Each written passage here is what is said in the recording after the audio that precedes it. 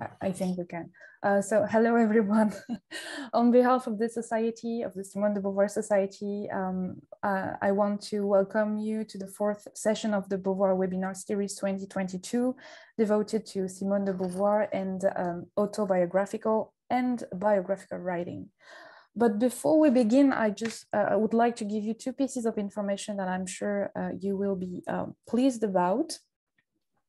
The first one is, as you might already know, that the 27th International Conference of the Simone de Beauvoir Society will be held from the 2nd June to the 4th of June. The event will be fully virtual. It's hosted by our members, Dennis Dermus and Diana Tyler from the Philosophy Department at John Carroll University. The full program will be available soon, but in the meantime, let me introduce to you the two keynote speakers. It will be Margaret Simons, who will give a talk on Beauvoir and Me Too, and Megan Burke, who will address the issue of the freedom of trans kids from a Beauvoirian's perspective. We'll keep you informed on social media, and we will also send emails, and you can also visit the Society's website. In any case, the program will be out very soon. And the second announcement is the fifth session of the Beauvoir Webinar Series 2022, which will take place after summer break, because yes, we are taking a break starting tomorrow. The session will take place on September 30. This will be a discussion between Manon Garcia and Sky Cleary about Sky's book. Maybe Sky is here, I don't know. But her book is due out October 16.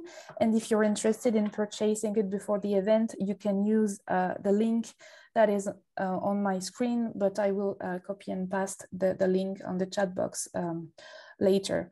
And for this event too, you will be kept informed. So let's get back to the subject at hand today, writing Beauvoir's life. There's a lot to say about it, and to explore the subject, we have invited Jean-Louis Jeannelle, Julia Korbik, and Sandrine Sanos, and Emma McNicol, who will run the conversation.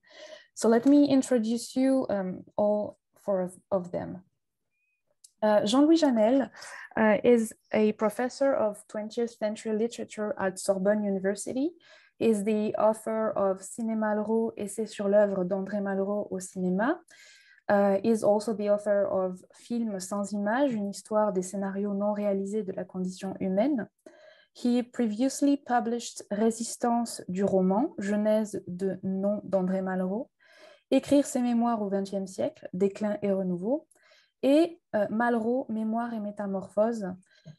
He also co-edited Simone de Beauvoir's memoirs in Pléiade, in 2018, and he has edited several collectives, in particular Le Cahier de Lerne on Simone de Beauvoir. He co-edited the special issue of the French academic journal Genesis, exploring the question of influence between Sartre and Beauvoir from the analysis of their manuscripts. And he also co-edits the online journal Fabula LHT. Je vous mettrai I will put the link, sorry, in the chat box. So thank you, Jean-Louis, for being with us today. Thank you. Julia, we're happy that you could make it today despite the last minute issue. So thank you very much. Julia Korbik was born in 1988 in Germany. She's a writer and freelance journalist based in Berlin, and she mainly writes about literature, politics, and pop culture from a feminist point of view. But she's also interested in French and European issues. As part of a French-German double diploma, she studied European studies, communication, and journalism in Lille and Münster. Julia is the author of several books, and among them, Au Simone. So I'm sorry, but I cannot say it in German because I do not know German. So I'm going to say it in French. Au Simone, penser, aimer, lutter avec Simone de Beauvoir. So in English, it would be Au Simone, think, love, fight with Simone de Beauvoir. And she also edited a biography of Françoise Sagan, Bonjour, Liberté. So thank you, Julia, for being with us today, and welcome to the webinar. Yeah, I'm very happy. Sandrine Sanos was educated in France, the United Kingdom, and the United States, In addition to her historical biography of Simone de Beauvoir, she's the author of The Aesthetics of Hate, Far-Right Intellectuals, Antisemitism and Gender in the 30s France, as well as articles on European cinema, French literature, feminist theory, and a French language collection on gender and carceral systems, Le genre carcéral, pouvoir disciplinaire, agentivité et expérience de la prison 19e-21e siècle. She is currently at work on 2 book projects. The first, which I really look forward to, is The Horror of History in Cold War France. It examines how representations of the sex of violence shaped understandings of past and present wars, from the Holocaust to Algeria and Vietnam. And the second book project charts a genealogy of French and Francophone utopian thought and imaginaries in feminist theory, avant-garde art, and radical political violence from 1968 to 1988. Thank you, Sandrine, for accepting our invitation. And Emma McNicol, first of all, thank you, Emma, for accepting to run this session.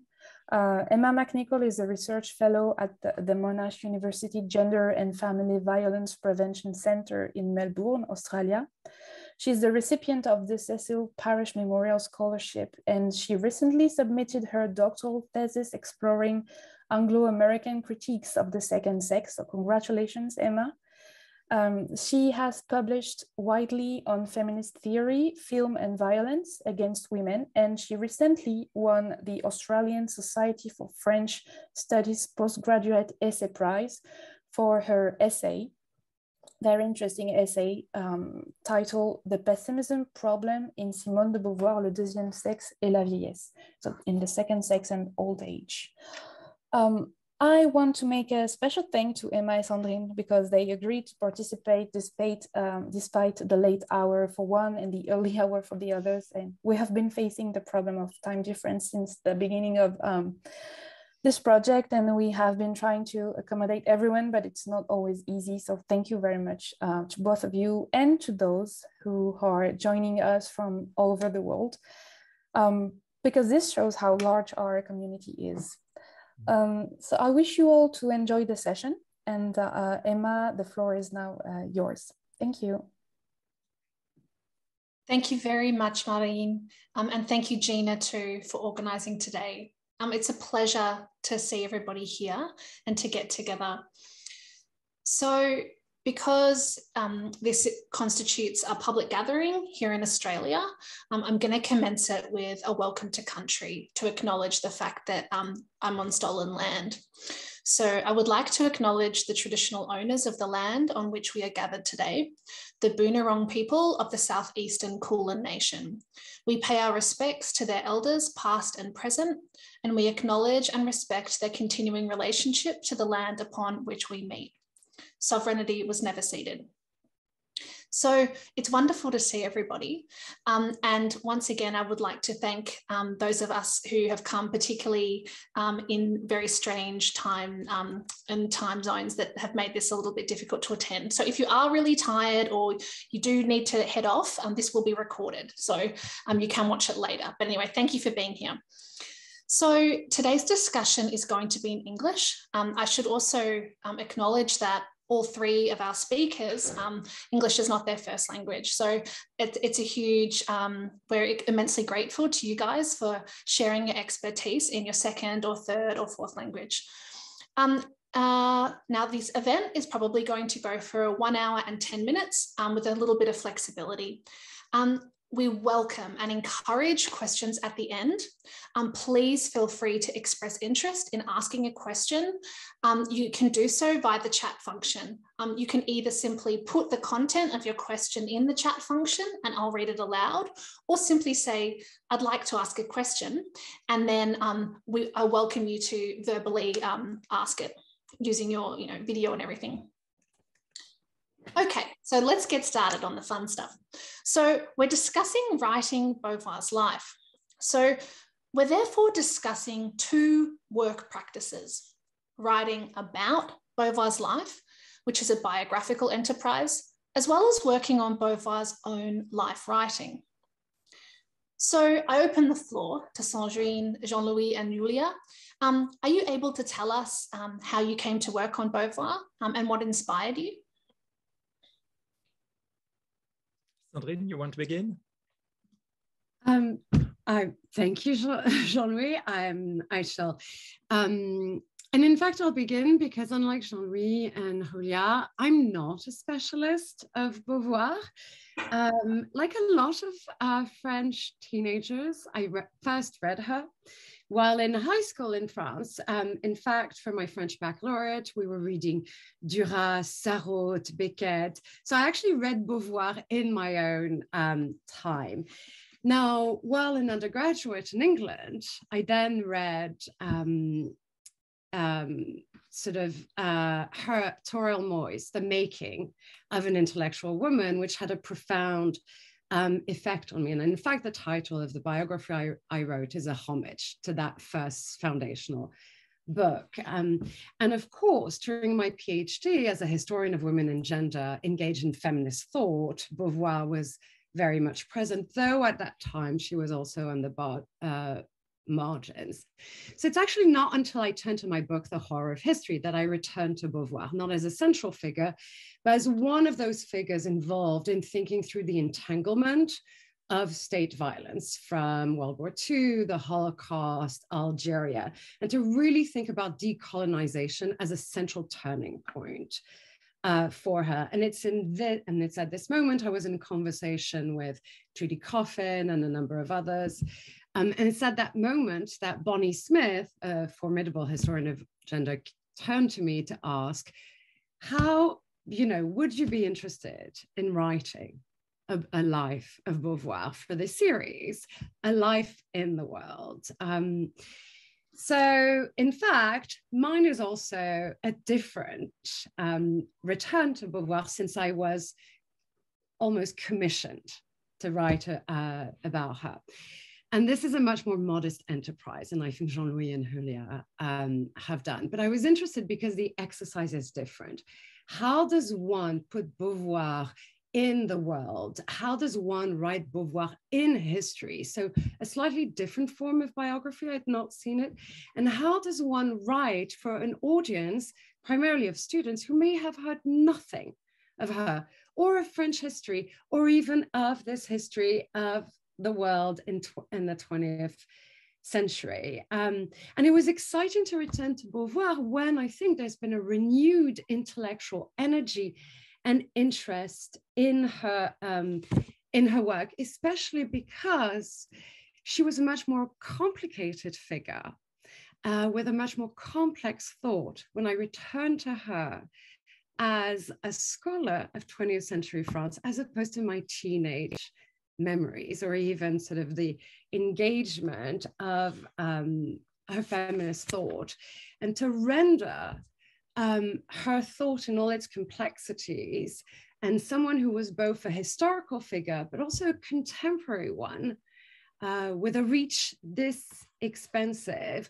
was what made the exercise such an inspiring one and an exciting one, even though the format of this small general audience historical biography was a really modest one. So this is sort of in brief the story of how, in fact, I returned to Beauvoir.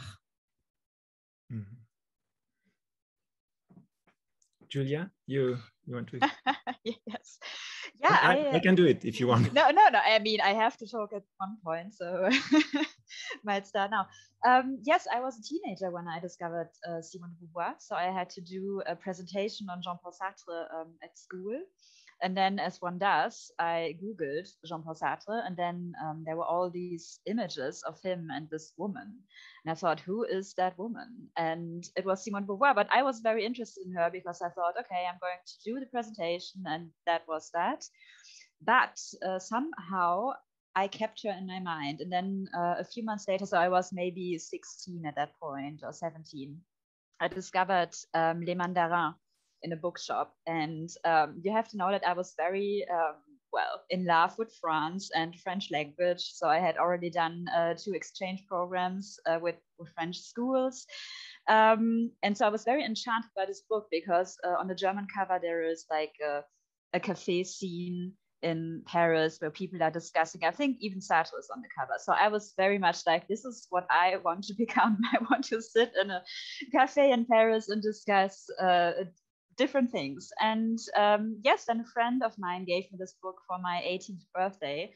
And then I really started to read Simone de Beauvoir. Then I went to study in France. So I went to Sciences Po Lille. And I thought that everybody in France was an expert on Simone de Beauvoir. So I thought, okay, in Germany, nobody really knows her, but in France, everybody has studied her at school. Everybody knows her. That wasn't the case. And because I'm German, so this German-French double diploma, we Germans had a special French class where it was more like a literature class, I'd say. And the professor, he had prepared a program, so with different subjects, and he had put together a reading list. And the reading list was exclusively male. So it was 200 years of French literature, but only men. And he said, well, you know, if you have an idea what you want to do for your presentation, I mean, you can also make suggestions. And then I went to him and I said, so Monsieur, my problem with this list is there is not one single woman on it. And then he was really embarrassed because he didn't realize. So, and I said, okay, I'd like to do a presentation on Simone de Beauvoir. And I did my presentation on She Came to Stay, L'Invité. And it was really interesting because I realized that I had so much knowledge about Simone de Beauvoir because I had studied her so much, I had read so much about her, but well, my classmates, they didn't know anything about her. They were just like, well, she was this famous feminist and Sartre was also there. So, And then I realized that I really loved talking about her and that I really had to say something about her. And at that moment, I already had this idea that, yeah, maybe I want to write a book about her, but I mean, I was a student at that time, so it wasn't really a realistic project. But I kept it in my head, and then years later, I started a blog, which was also called O Simone, because I didn't think that it wasn't my role to write the book because I didn't even study gender studies or something like that. So I'm a political scientist and I'm a journalist.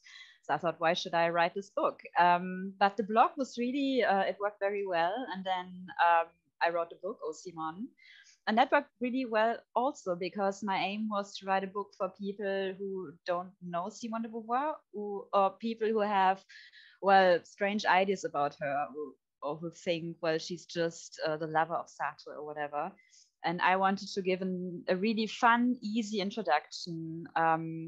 And I have to say that what I like most about the book, so I did a lot of events when it came out in Germany. That was in 2017, at the end of 2017. I mean, it was also a little bit of luck because Me Too happened at the end of 2017. Then everybody was interested in rereading the classics, the feminist classics. And so I think there was a renewed interest in Simone de Beauvoir. And the events I did were really, I mean, there were so many different people, older people, younger people, men, women, whatever.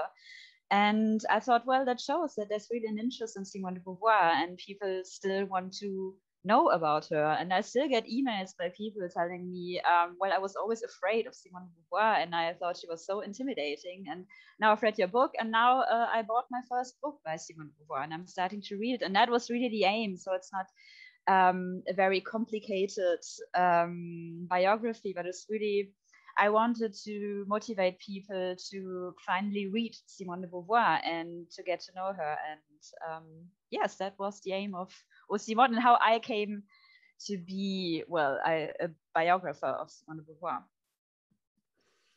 Well, that's wonderful, Julia. What's really, and we'll go with you. I'll hear from you in 1 second, Jean-Louis. What's really interesting about what you both said, Julia and Sandrine, is this sense that there's multiple Beauvoirs, you know, that there's this woman that a lot of people have read not a single word by, but they have this intimacy with, or this relationship with, or this knowledge of. There's many senses of Simone, and people all over the world feel like they know her, or they have something to say or something they think about her, but they may not really have ever engaged with their work. And I think that your biography has done a great job, Julia, of of being that introduction. I'm so delighted to hear that people have approached you with that feedback. Yeah, Sorry. I just had the impression that Simone de Beauvoir, there are a lot of quotes of her going around, and everybody's able to say, you're not born a woman, blah. But nobody really reads her. Or not, I mean, even in the feminist circles I'm a part of. So I was a little bit like, well, you should read Simone de Beauvoir because she's not just quotes. So yeah. Definitely. Oh, sorry. And please go, Jean-Louis. I agree totally. And first of all, I want to apologize for my accent, very French accent, but anyway. Charming. Thanks. In fact, I arrived at Beauvoir after a sort of detour. Initially, I was intending to study Aragon's self-commentaries, but by the end of my M2, what we call Master 2, I had realized that some of the work I had in mind, in particular publishing Aragon's critical articles, was already underway. So during a year spent at Harvard, I thought long and hard about another subject. And I realized that the whole theory of self-writing had been, in France, structured around the notion of the what we call autobiographical pact, supposedly established from Rousseau onwards, and that this had resulted in a shift in the 19e siècle, how do you say 19e siècle, 19th century? 19th century, that's it, namely a decline from the genre of memoirs to the benefit of autobiography, a shift that would have Chateaubriand's memoirs from Beyond the Grave as a sort of landmark, a sort of swan song from the memorial genre. However, this sort of historiographic framework does not correspond to reality because memoirs had proliferated in the 20th century, and some of them had given rise to forms of great literary originality. This is the case for me of Marot's Anti-Mémoire, or Claude Roy, which is not, who is not very well known, but Claude Roy is a very important writer to my view. There's a sort of trilogy. So when I first selected a representative corpus of texts, I realized that I had no memoirs, of course, of women's memoirs. And although there were some memoirs, there were none that seemed to me, and I found myself reflecting on Beauvoir's conclusion of the second sex, when she writes that instead of enriching them, women's narcissism impoverish them, and that there are no women's autobiography that are sincere and enduring. That's what she writes. But that none of them can compare to the Confessions of Rousseau and to the Memories of Egotism from Stendhal. Because women do not manage to take on their shoulders the weight of the world, to recreate the world entirely. So it was the same sort of conclusion. And I realized after a while that I had been misled by the irony of the use of the term memoirs in Memoirs of the Dutiful Daughter. And in fact, Beauvoir is playing with the title of the very mediocre, how do you say mediocre? Poor. Mediocre, sorry, novel by Tristan Bernard, which is called, entitled Memoirs of the Ranked Young Man. But this first volume belongs to the genre, of course, of autobiography, which is not the case for the rest of, for example, The Prime of Life and Force of Circumstance, which is nevertheless most often referred to as autobiography. And Force of Circumstance, in particular, correspond perfectly to the definition of memoirs, defined as a narrative from the self in its historical condition. And from that moment on, my thesis focus changed totally, because Beauvoir's text, Memoirs of a Dutiful Daughter, appeared to me as fundamental because it raised the question of women's right to narrate their own life. And of course, Memoirs of Dutiful Daughter and the rest of the writing appeared to me as raising that question of women's right to narrate their own lives. But more than that, women's right to write history, or specifically the history of their time, which was for me a most important question. And until this point, women had most often only a limited role by the absence of official offices, of course, whereas many queens or daring aristocrats or women of spirit had been able to do it until the 19th century. And this is a paradox, because as women gain rights, political rights and social rights, in fact, it's as if they abandoned that genre of memoirs, which is not, in fact, the case, as Beauvoir shows. So with Beauvoir, it was for me a question of taking women and women's writing out of what we could call the gynecological world of autobiography as a sort of intimate narrative for women, and taking back to the genre of memoirs, taking them back to the genre of memoirs. Oh, thank you, Jean-Louis. That was such a thoughtful and interesting response. Now, you may agree, you may disagree, but I put it to you. There is no sharp division between Beauvoir's memoirs and her other literary works. Her life, I mean, perhaps there's a fluidity. I mean, anyway, you can agree or disagree, but her life informs her novels and her essays too. Are you able to elaborate on how this has impacted your research processes? Perhaps we'll commence with Julia this time. Yes, I'm muting myself. Yeah, I mean, it poses a certain challenge, I'd say. So, of course, for example, memoirs are very useful for taking little quotes, and also very useful to have a narrative, because I really think it's interesting how Simone de Beauvoir narrates her own life, especially in the Memoirs of a Dutiful Daughter, because I think this is really, well, the one book of her memoirs which is the most beautifully written and the most composed, I'd say. And I always think it's funny because people are always like, well, you know, memoirs is just writing down your life. But Simone de Beauvoir, she really creates a narrative of her own life. So she shows us how she became Simone de Beauvoir. And also this whole history with her best friend Zaza is very important. And so I work with that a lot, but then also I have the Cahiers de Jeunesse, because I think it's really interesting what Simone de Beauvoir writes in her memoir and then what she writes in her Cahiers de Jeunesse. Because, for example, in the memoir, she's like, well, because the Beauvoirs, they didn't have a lot of money, and then so it was clear that she would have to work, and she would marry a rich man.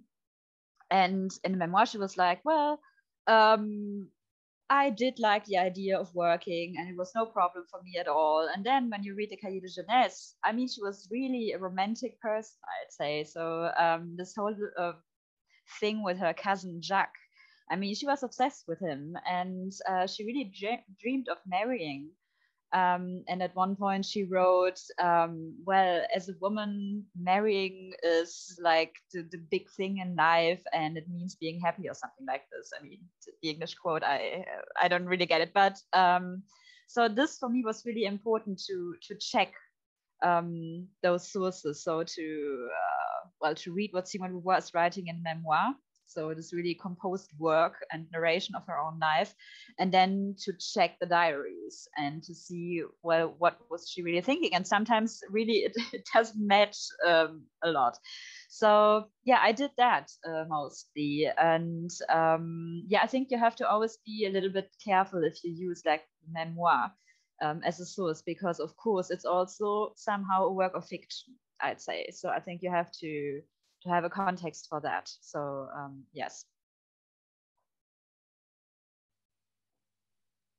Thank you, Julia. It makes me reflect on Beauvoir's differing positions on whether Sartre was the key influence on the deuxième sexe as well, and the different positions she provides on that throughout her life.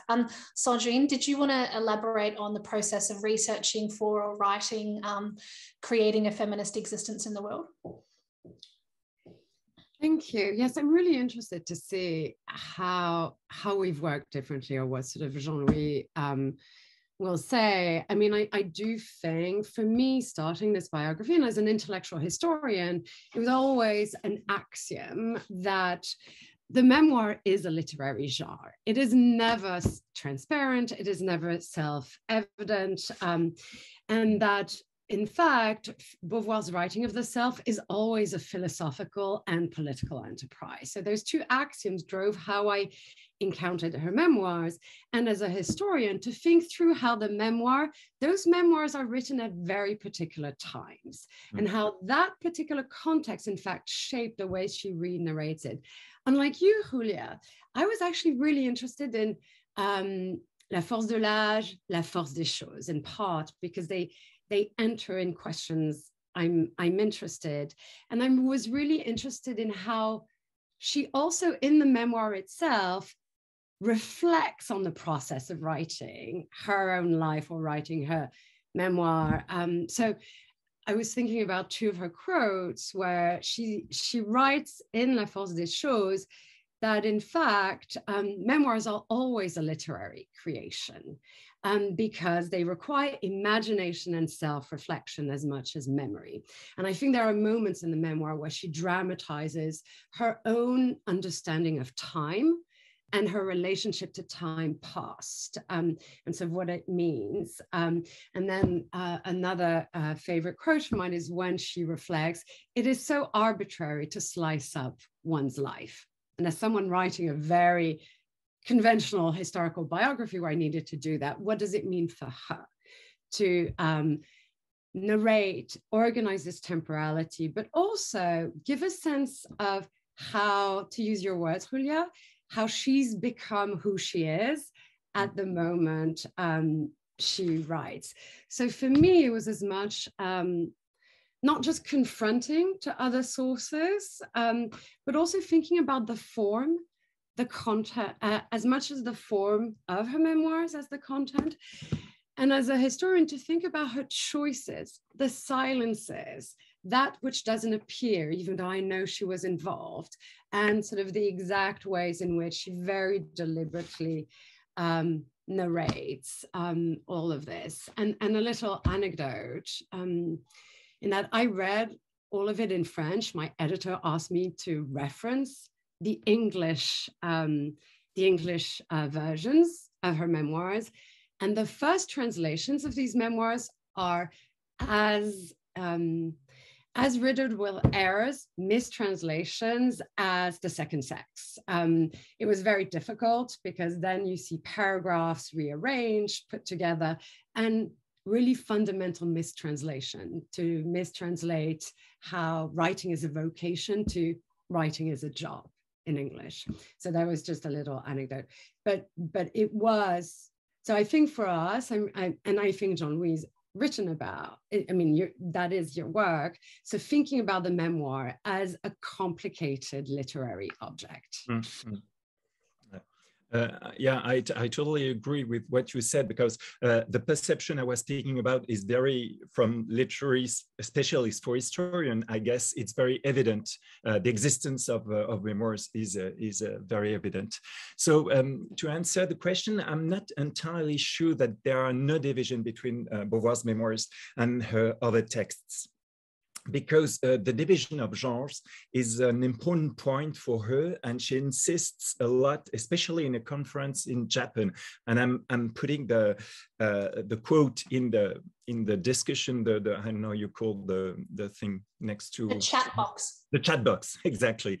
And she says in that conference, my experience as a writer in 1966, when I write my memoirs, I speak of my life, but this life is not an object of the world. The world overflows by it far, by knowledge, sympathy, common action, imagination. I participate in a quantity of lives which are not mine.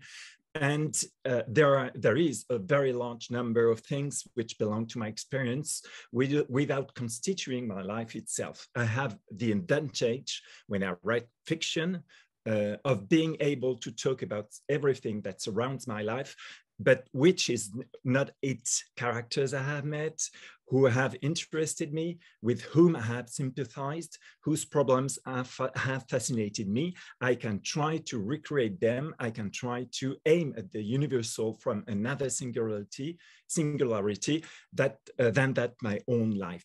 What is important here is that memoirs bring knowledge of the world by accroachment of my life and that of others, whereas the novel, on the contrary, is recreation of the world by abstraction of my real life in favor of an act of imagination towards other possible lives. And this point is all the more important since Beauvoir's work is based on a back and forth between genres. And such back and forth presupposes,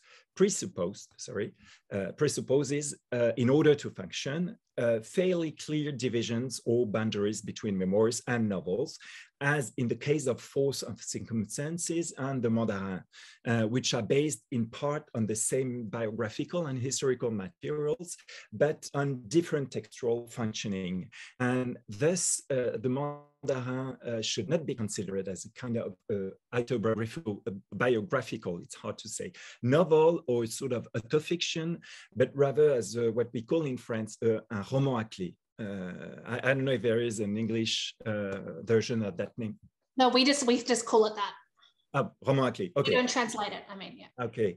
It's an old literary tradition that goes back to the 17th century and that flourished especially in the 19th century.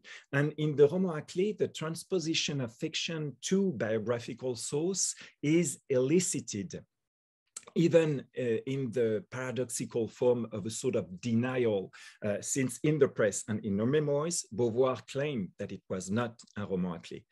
And it is suggested by a game of allusions that lead the reader to mobilize his or her partial scattered knowledge of the writer and her environments to establish multiple parallels and to project what her or she knows or guesses, in fact, has reader's keys, sometimes keys that are artificial, but which nourish the curiosity that fiction engenders.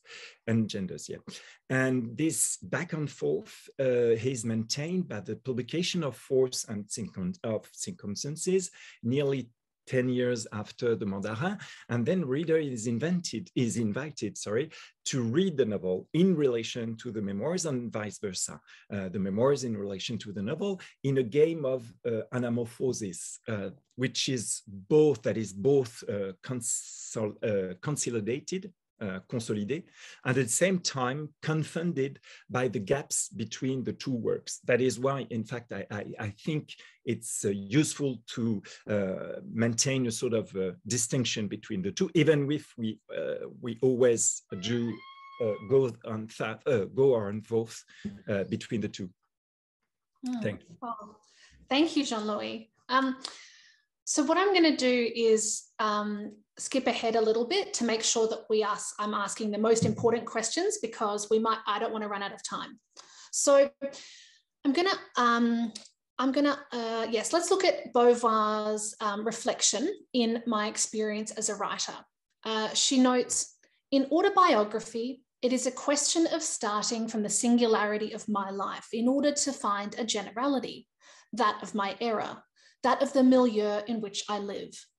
The I that I use is actually very often a we, or a one, which refers to the whole of my century rather than to myself. So how do you think that Beauvoir managed to use the first person pronoun and entrench her writing in the specifics of her own unique life, yet managed to capture something that resonated with millions of women whose lives were different to her own? I might include an addendum here as well. Certainly recent events in the USA indicate that reproductive rights are under deep threat. And this has culminated in a deluge of women offering first-person accounts of their abortions online. So keeping Beauvoir's work in mind, what are the strengths and limitations of that first-person pronoun, or of drawing on one's own lived experience for a feminist project? Shall we commence with Sandrine? Actually, if you don't mind, Emma, as a historian, I would like to come at the end of sort of Please, of course, literary here, Julia and Jean-Louis. Of course. Julia, would you like to start? Yeah, I think that's a really difficult question, and I don't know if I have a really good, clever answer to that. So I think I would prefer to hear Jean-Louis first, and then maybe I have some brilliant ideas I can add. In fact, I'm going to answer to your first question, because the other question, I feel I'm not entitled to answer it. So I prefer my two colleagues to answer it. This question, it seems to me must be considered in terms of Beauvoir's generic uses. For one point, distinguishes this writer from a fellow autobiographers, and that he's the only one to use the whole range of forms of writing about herself, about oneself.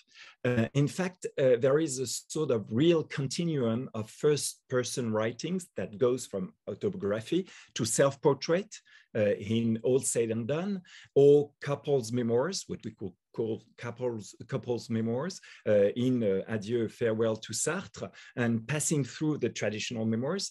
And from this point of view, The Prime of Life is a sort of pivotal texts in which Beauvoir's admirably blends autobiography through in his instance on this sort of autarky of the petit bourgeois philosophical couple that she forms with Sartre, protected from the threats of history by the small family they had formed, and the traditional memoirs that emphasize the interaction of the subject with the public space and the history of its time. And in this case, it is the war in which the existential couple is progressively caught, and which forces Sartre and Beauvoir to radically change their vision of the world.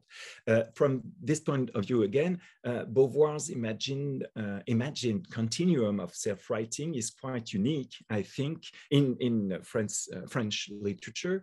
She is the only one to move concretely from singular I in autobiography to the collective we, and something that François Mauriac, who was nonetheless the opposite of the memoirist politically, he is a sort of an ennemi, an adversaire. François Mauriac so acknowledged in his review of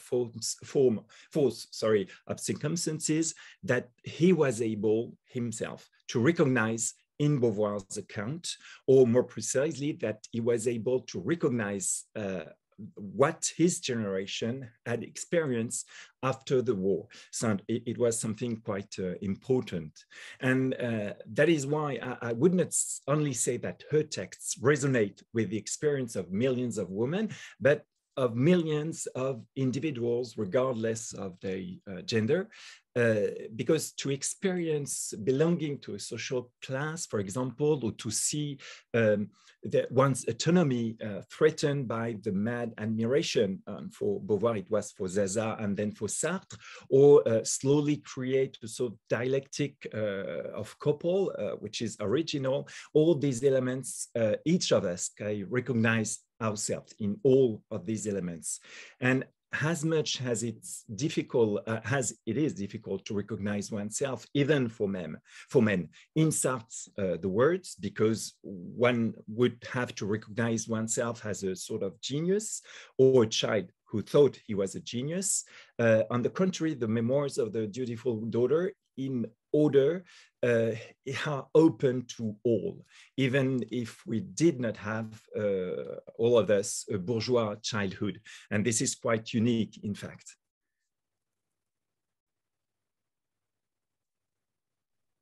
So, I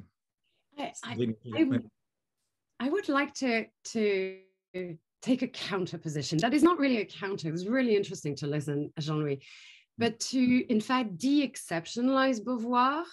Okay. Because, and that is only because I want to shift the frame. If we think about autobiography, the move from the I to the we, I want to think of this as a feminist project, one that she did not call a feminist project at the beginning, but that in fact, that has always been embedded in what feminists take as their own encounter and starting point to think through the question of gender, sex, oppression in the world.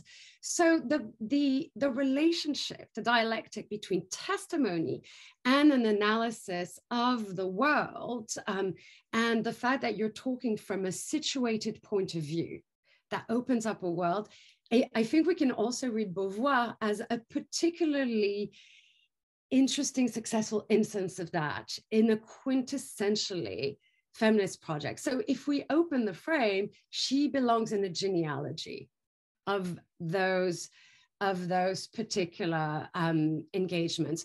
So in fact, the I of the personal, of the testimony, is always embedded in a reflection on the world. So in that, and that's also been what's been taken up afterwards. I also think that's why, I know someone in the chat mentioned Violette Leduc, like she had an interest in those who also engaged in that autobiographical project.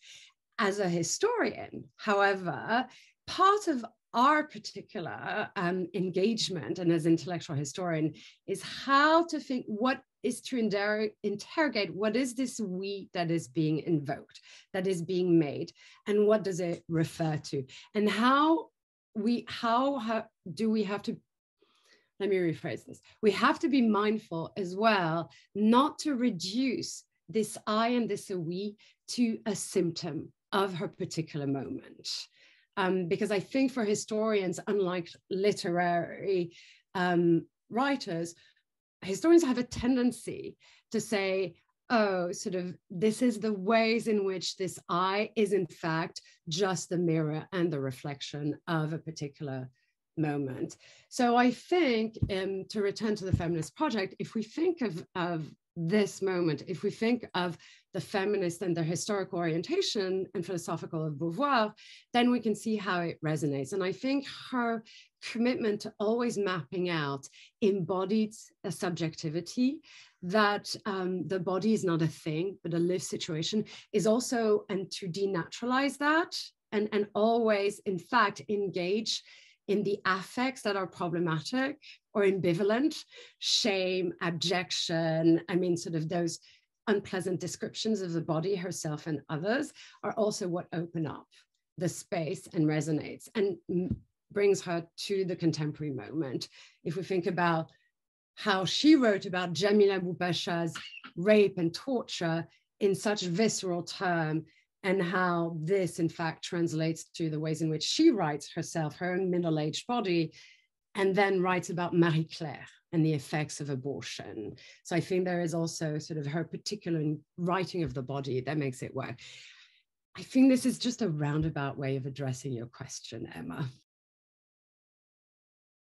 No, I think that's a beautiful way of bridging what was essentially two separate questions, particularly this idea of the body as central to her mode of kind of, as her, I mean, of course, as a key part of her feminist project, but that links the idea of the first person pronoun and the feminist project and this question of abortion. Of course, some of the most visceral aspects of Le Deuxième Sexe are in her an account of abortion, when she talks about knitting needles and women perforating their wombs with vinegar and so on. So there's this, yeah, the embodiment is a beautiful bridge.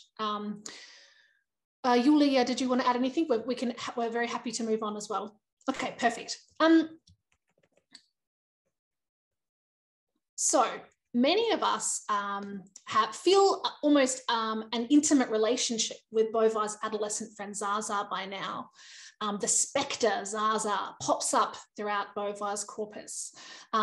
Most notably, her death and their friendship galvanizes the action of the first volume of Beauvoir's autobiography, Memoirs of a Dutiful Daughter.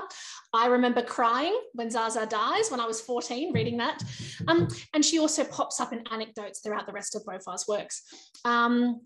So, Julia and Jean-Louis, how did you feel revisiting this story of friendship and loss in the recently excavated the Inseparables?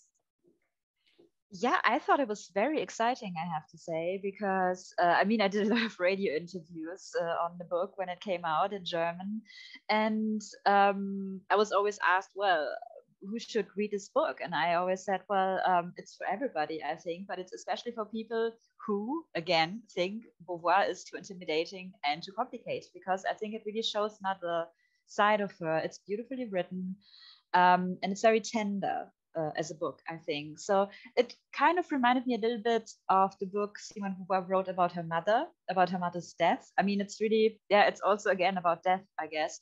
But the perspective is really tender, and she, because sometimes she can be a bit unforgiving, I'd say, in the judgment of others. And those books are really, really engaging with certain characters in a very interesting way, I think. And I talked to the German translator of the book a few days ago, because we have an event with this book the next week here in Berlin. And she also said that a lot of people told her that they really felt spoken to by this book. So people who never had read a single word by Simone de Beauvoir, who really felt very passionate about this friendship between two girls. And I think, yeah, it's really this story with Zaza. I think it's really something because Simone de Beauvoir is really vulnerable when it comes to her. And it's, yeah, I mean, it's still a very sad story. So she was such a young woman when she died. And as you rightfully said, Emma, I think her death was so important for Simone de Beauvoir. And also, I mean, it plays such an important role in her memoir. And I think also it was an event which Simone de Beauvoir uses in the book to show, yeah, well, how she became Simone de Beauvoir. And I thought it was really interesting to see this fictionalized version of that, because I mean, if you study Simone de Beauvoir, you know that she tried several times to write the story of Zaza, and she was never really satisfied. So I thought it was really interesting to have this version of the story. And my impression is really here in Germany, but also I think in different languages, that it's a story that really touches people, and people feel really, I don't know, engaged by it in a way that is surprising, I think, but also great. Also because I think it's, as I said, a beautifully written book. And so that is a great pleasure, I'd say.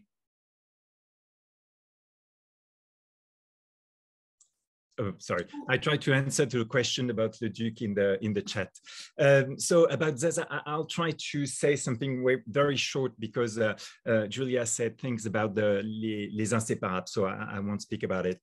But there was a sort of element that particularly interested me about Zaza, and the way Beauvoir speaks about Zaza in her memoirs.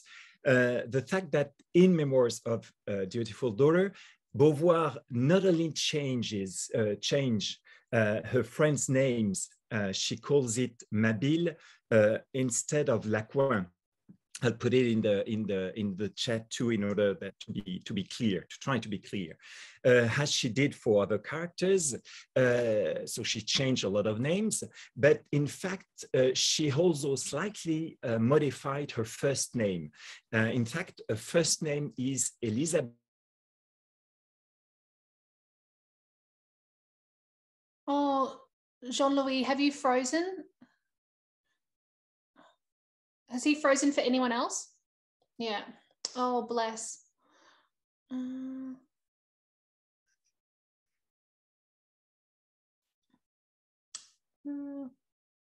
Jean-Louis, do you want to, we can't hear you and your camera's frozen. Maybe could you turn off your camera for a second and then just verbally explain? Is that okay? Or is he cut out? Oh, bless. Okay, we'll come back to him. Okay, so this is for Sandrine and Julia. In conversation with other feminist researchers, I have encountered both deep, borderline obsessional reverence for Beauvoir. Oh, you're back. Welcome back. Okay. I would love to for you to finish if your connection permits, Jean-Louis, I'd love you to continue if that's possible.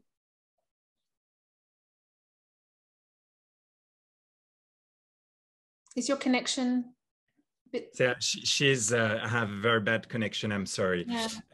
That's not your fault. It's just Zoom life, hashtag Zoom life.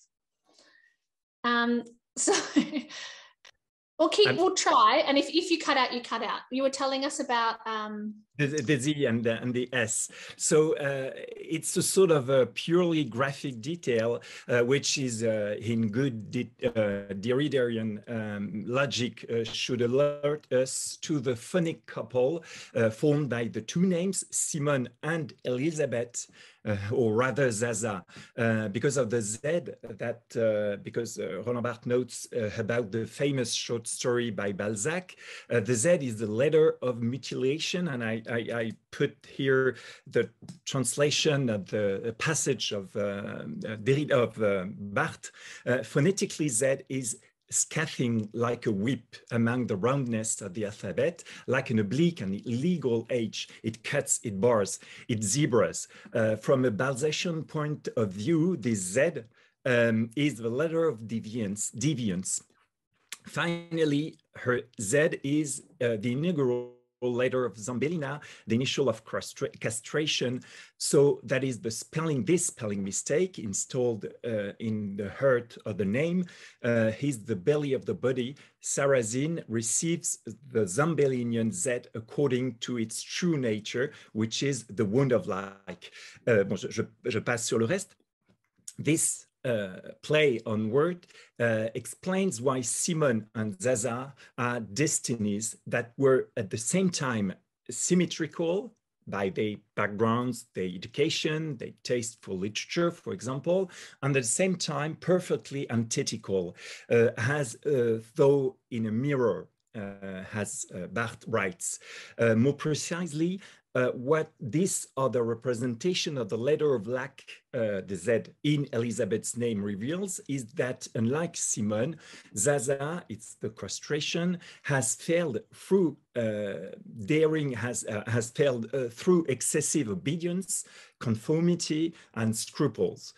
She is the real little girl of the title, the one who was thought to be daring and impertinent when she was young, but who appears incapable of shaking off the pernicious maternal authority. And even when Zaza is finally free during her stay in Germany, she comports herself as a girl should. Whereas Simone, however well-ordered she was during childhood, managed to discover enough audacity to break out a family universe. And I thought it was something quite special and interesting. Thanks. Sorry for the cut. Oh, don't apologize for your connection. It's beyond your control. I think the union of Zaza and Beauvoir, or their sort of interchangeability, or whether they're the same person. I mean, I might be paraphrasing, but does Beauvoir conclude Memoirs of a Dutiful Daughter with something to the effect of, I paid for my own life with her own, or something like this? Yeah. Yes. Oh, sorry. But I forgot where I was going. Anyway, thank you. That was a beautiful answer. Oh yes, back to this. In conversation with other feminist researchers, now, and I should note, of different generations, so women younger than myself and women considerably older, I have encountered both deep, borderline obsessional reverence for Beauvoir, as well as significant hostility to the effect that she's white, bourgeois, exclusionary, homophobic, and so on. So how did you guys find working on someone who was so prominent, yet also so divisive? Did this feel like, did you have a sense of responsibility about this? You know, how did this impact your writing?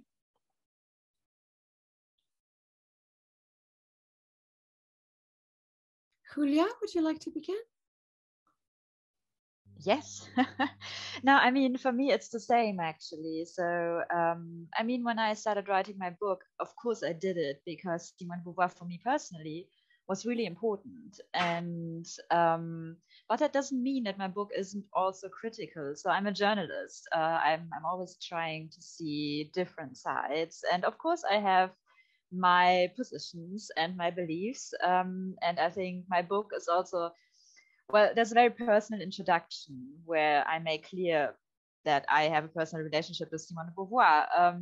But that was also very funny because, as I said, the book is still critical in certain places. For example, when it comes to Simone de Beauvoir's relationships with young women, which, I mean, in the age of Me Too, is difficult. And I think we should be critical of that. But I mean, for example, I had an interview for the book, and the journalist, also a woman, she asked me if I dyed my hair to look like Simone de Beauvoir. And I mean, that's just my hair color. So also Simone de Beauvoir didn't have black hair. So I was just a little irritated, but she was implying that I was just a fangirl. So I was just, Simone de Beauvoir was my hero. And that's not true. I mean, she was and is very important to me, but I think you can have like a role model and still remain critical when it comes to certain aspects of their life, their philosophy. And what you said, Emma, I mean, yes, I think it's really, you have well, on the one side, people who are just like, Simone de Beauvoir, she was great, I love her. And then you have people who are really critical. And yeah, it's sometimes difficult to bring both sides together because, as I said, I try to remain critical, and I think there are a lot of things you can criticize about Simone de Beauvoir. But then sometimes, and I think that's a more general problem with feminism, and I say that, of course, as a feminist, that, for example, I once talked to a German historian who's a specialist in women's history in Germany, so who specializes in the history of the women movement in Germany. And we were talking about the fact that sometimes often, we look at the past with our modern eyes, our modern lenses, and we expect people from a different time period to act as we would today. So she was talking about the fact that, of course, well, when women were fighting for the right to vote in Germany, the German society was deeply anti-Semitic. Is that a word? So yes. So of course, a lot of those women were also problematic in that sense. But does that mean we just have to discard them and say, well, they were anti-Semitic, so they are problematic, and we shouldn't say they did great things? So I think both things can be true. So people can be problematic in certain aspects. Doesn't mean that everything they did and said just has to be discarded. And I think that's also the case with Simone de Beauvoir. So I think you can criticize a lot of things about her, but there are also a lot of interesting things she did and a lot of very important things she did. And yeah, I don't know. I think what I always try to do is really in those kind of discussions to be very open to say, I'm a fan of Simone de Beauvoir. I've written a book on her, but also those are things I think we can talk about, which I see from a very critical perspective. And yeah, sometimes it's difficult, but I think having an open discussion is often the way is often a way to do it. But yeah, it can be quite polarizing. But as I said, I think sometimes it's a more general problem in feminism that we want those historic figures to be perfect feminists, but from our perspective, from our modern perspective. And I think that's not possible. So, I mean, it's also when I was writing my book on François Sagan with my editor, I was discussing the fact that, of course, François Sagan was also bisexual, or I think she didn't label herself so, but she had relationships with men and women. And my editor was so obsessed with the fact that she didn't, out herself in the 50s. And she was like, well, she should have done that. It would have been very brave. And I was like, are you crazy? I mean, that would have destroyed her career. So you just didn't out yourself in the 50s. And I think sometimes, yeah, we forget that times were different and people had different lives and the circumstances were different. And we can't expect people from past times to act as we would like them to act today. So, yeah.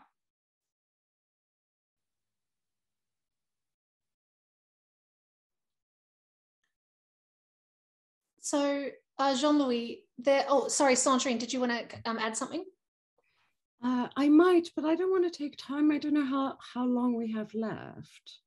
Well, we're going to go a little bit over time, and anyone's welcome to leave if they want to. I think that's what Marine and we texted and decided we'll just keep going. Okay.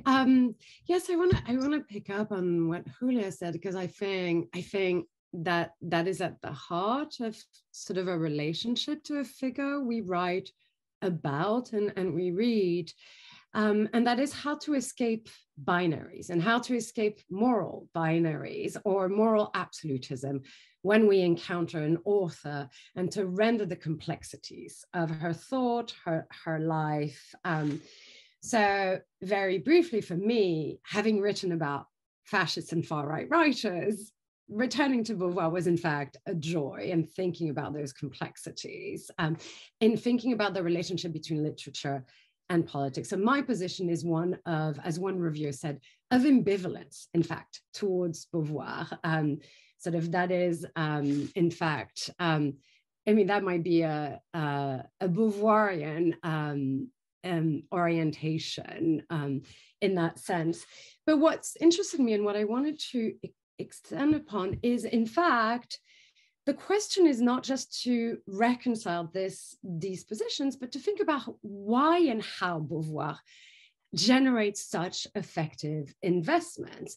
And this, to me, speaks to a fundamental feminist project, which is the ways telling the story of Beauvoir is, in fact, telling the story of how we imagine our feminist genealogies. And I think it's Laura Jo Marceau who wrote and said, you know, we often think of Beauvoir as a disappointing, difficult mother that occasionally has insights. And I think that statement speaks to that feminist investment and desires, and where we situate Beauvoir that frees her. I mean, I think Beauvoir would resist being called a mother, but sort of it speaks to the effect of being embedded in a theoretical and political orientation. And I think part of the challenge, in fact, what makes it fascinating is precisely to think of Beauvoir, to speak of her the contradictions and the paradoxes, as well as the insights and the aporias, notably around sexuality and race, which is where she's most criticized, which is race, colonialism. But I would add also her ambiguous relationship to Jewishness throughout her life and how that's involved.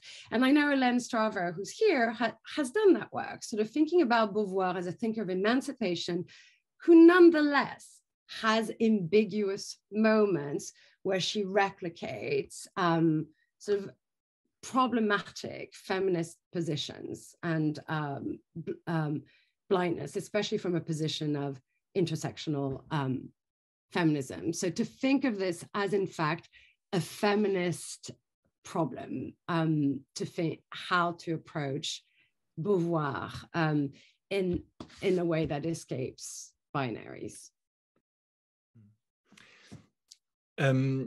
I would say a word about the question of hostility towards Beauvoir, but from a French perspective. It is due, it's partially due to Beauvoir's political position, of course, in particular her involvement with the communists and in favor of the USS in the 50s or the 60s, and her trips to China and Cuba, which led her to a certain positions or even fallacies that are sometimes shocking in retrospect. But the most important thing is, for me, this hostility is explained by her very particular style. And it's too bad we won't have enough time to take about the style, because it's a very important question, I think, because the style is against, or was against at that point, in that moment, the current of the autotelic conception of literature, which passes since Flaubert and Proust by the creation of a radically singular style in rupture with the linguistic norms of ordinary language. And I would say an anecdote about this subject. My thesis supervisor did not appreciate Beauvoir's work very much, precisely because of the style. And one day when I passed him in the corridors of the Sorbonne, he said to me with a smile, hey, I just found a beautiful sentence in Beauvoir's Memoirs. It's a quotation from Chateaubriand. So it says, I guess, everything. And to finish about the judgment we could have to Beauvoir, I won't speak from a feminist point of view, of course, but I would like to say that I can't feel myself as being able to judge their relation or the way Beauvoir or Sartre behaved with women, because I think that we're not sure that the posterity will judge them as we do. I think that if the posterity had access to all our letters, to all our emails, we would be as, we're not sure we would be as blameless as our bad faith would have us believe. I'm very resistant to judging writers, and it's, I know it's very French what I say, but I don't think it's a good thing to judge writers of the past according to moral criteria, because there is a strong, I know there is a strong tendency about time, which seems to me very self-righteous. And personally, I don't feel entitled to judge anyone. We too wish to be entirely free in the way we construct, we conduct our lives. And we too believe to be judged by our successes, who will be in fact speak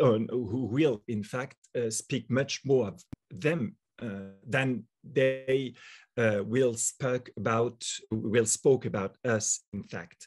And I think it's a very difficult question. And again, I say that I don't speak about the feminist questions, which I can't be, I'm not entitled to say, but from the moral question more generally. Voilà. Thank you, Jean-Louis. Perhaps we might, oh, please, Sandrine, go.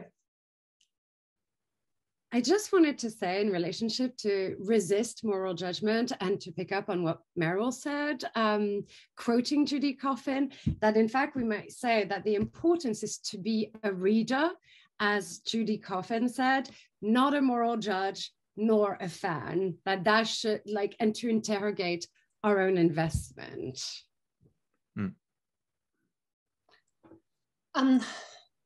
Well, I was about to draw on that as well. I thought that this is the stage that we should transition to Q&A from anyone in the audience. So we've just talked. We've got Meryl. Oh, I wanted to draw.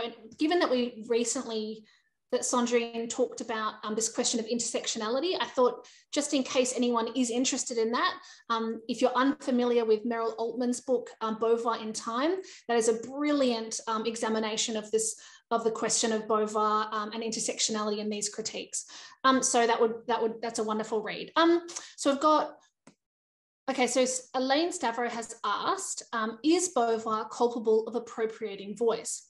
And here she is thinking specifically of Beauvoir's writing on Jamila Bouchata. Would anyone like to have a comment on that? And please, anyone else, if you want to ask a question that you'd like me to read aloud, feel free to transcribe it directly into the chat. If not, just say, I'd like to ask a question, and we'll give you the floor. Thank you.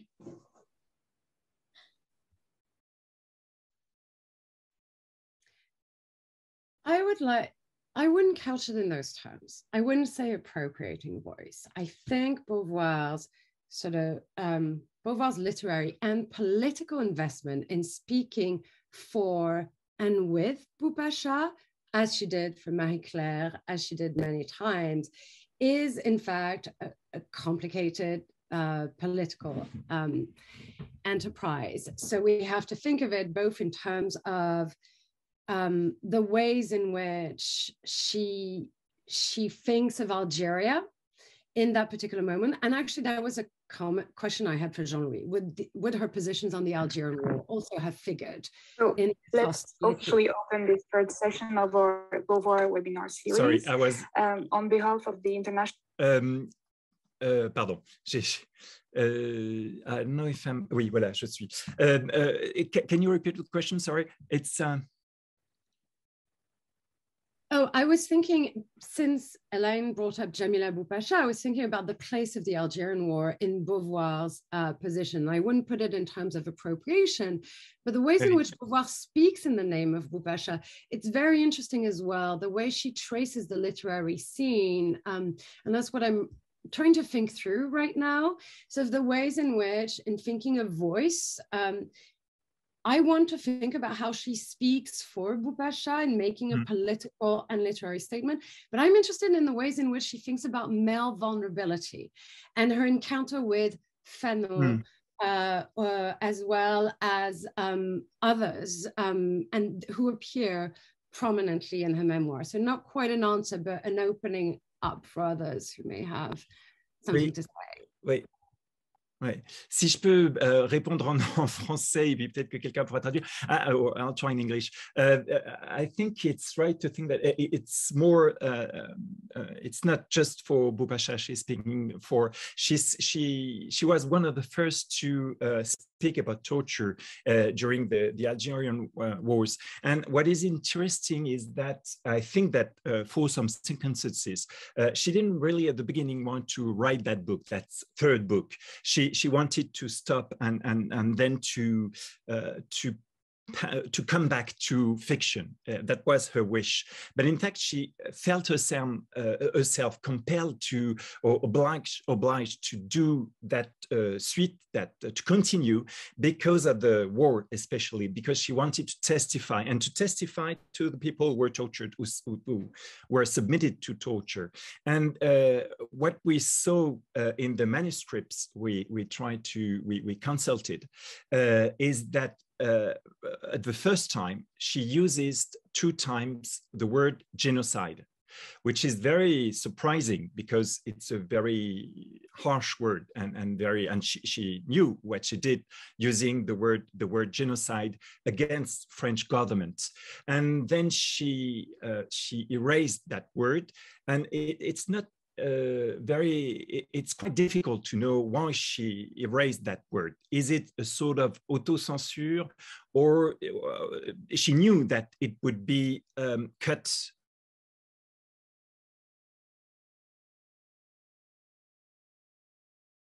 Oh dear, your camera is frozen again, Jean-Louis. Perhaps if you turn your video off and just the audio for a second. Oh.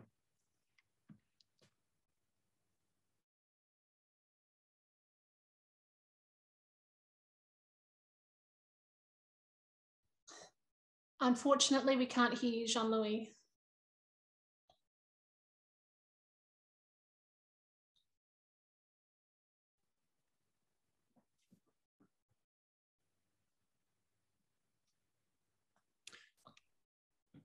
Perhaps we can... Oui. Well, you're popping in and out. Oui, pardon. Peut-être que vous pouvez continuer parce que j'ai un problème I've got a problem of connection, so perhaps you should continue. Okay. Well, thank you so much. And sorry, if we can strengthen your connection, we'll come back to you. Jennifer, would you like to ask your question, please? Sure. Thank you to all the speakers. This has been just a lovely way to start the day here in Boston, and a beautiful conversation that's very stimulating. I'm very engaged. When I'm thinking about reading Beauvoir, I often look at what's not said in these conversations, and there are things that we discuss all the time in Beauvoir studies, and there are things we don't discuss. And so there's two moments that I just wanted to get some of your ideas on that aren't discussed a lot in philosophy, where people are always comparing Beauvoir and Sartre all the time. But in life writing and in memoir, we rarely see any comparison of Sartre's Les mots, the words, and Beauvoir's memoirs, and how those two kind of interact and compare. So I just wanted to note that I think that's very interesting. And then a second place is in, when we're talking about Zaza and Beauvoir, we almost never look at the first two unpublished chapters of L'Invité. It's all about a character named Elizabeth and Françoise. And I see L'Invité very much as a book about women and the relationships between women, yet that gets excised from the text. And then we also don't mention it when we're talking about Beauvoir's relationship with Zaza. So I just wanted to see if you have any comments on why there are these gaps, or if there are other gaps you notice in looking at Beauvoir and life writing that we maybe would be very interesting to talk about, but we haven't talked about yet.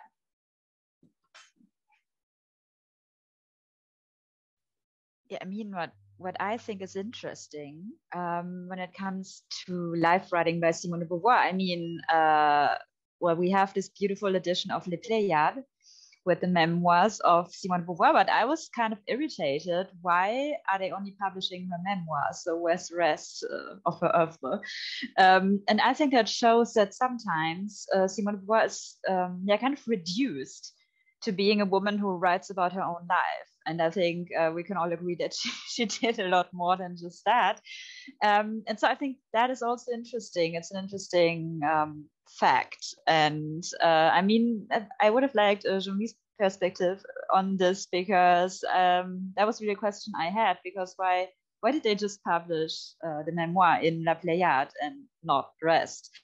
Because Sartre, I think he's also in La Pléiade, and there's this whole all the things he wrote. So I thought that was interesting. And yes, I think also, well, the question concerning the missing chapters from L'Invité, I think that's really interesting. And I agree that L'Invité is really, a book about women, how they relate to each other. I think finally, when talking about the book, it's also kind of reduced to this ménage à trois thing, where two women are fighting for a man, or one woman is destroying the relationship between the other woman and the man.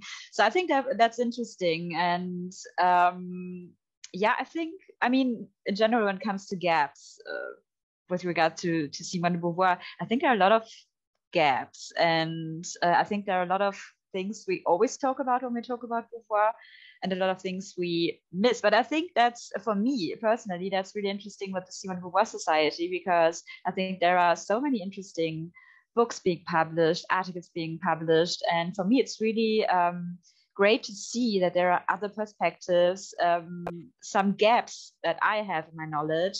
There are other people talking about it, writing about it. So I think that's great, because it's like a Simone de Beauvoir biography. No, what do I want to say? Well, it's like you have all these different perspectives and all this knowledge about Simone de Beauvoir in one place, more or less, I'd say. So I think that's great, because I think we all have our gaps when it comes to Simone de Beauvoir, and I'm always happy to see how other people are filling those gaps for me.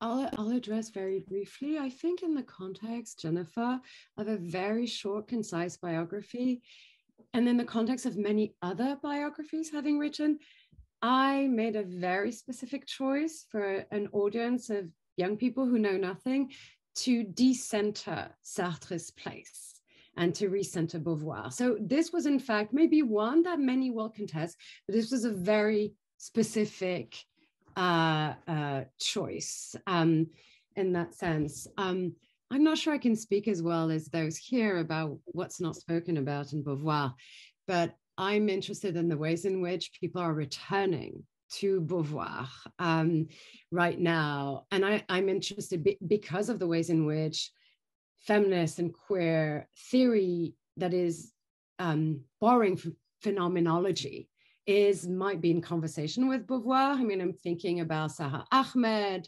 and others, but also about the ways in which her thinking on embodiment has opened up spaces. If we think of the question of sort of trans identity today, but also I think if we think of her work on aging and how she's written and thought about sick bodies, aging bodies, vulnerable bodies, and how maybe in the wake of a pandemic that we'll see a sort of a renewed interest in that part of her thinking. One of my favorite texts are La Mort très douce.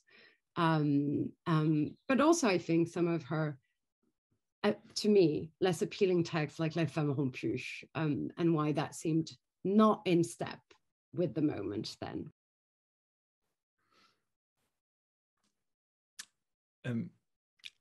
If I may speak, I heard just one part of what you said, Julia, because of my connection, but I wanted to answer about the publication of the memoirs. It's just, in fact, it's just an editorial strategic way to publish Beauvoir, because there was a strong resistance to publish her, and for Gallimard, they just look at the sales and decide because of the sales. And the novels of Beauvoir doesn't sell very well, whereas her memoirs sell very well. And for the deuxième sexe, it was a quite different questions. In fact, we didn't have access to her manuscripts right now.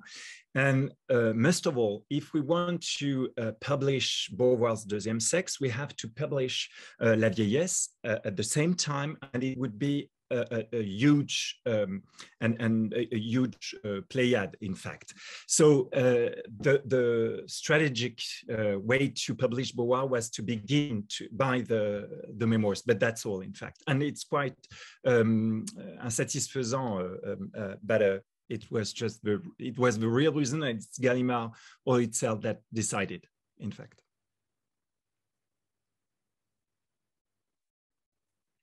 I think the question of what Beauvoir omits or has kind of buried or concealed, particularly in regards to her sexuality, is something that was almost fetishized in the marketing of the Inseparables. There was this kind of sense that this book was unpublished perhaps because of, you know, some same-sex desires. And I think that there's, yeah, I don't know. Have we got any other questions that we haven't responded to in the chat? And Jennifer, do you think you feel like your question's done? Okay. I welcome anyone else to contribute to the chat or to ask if they would like to take the floor if they would like to ask one.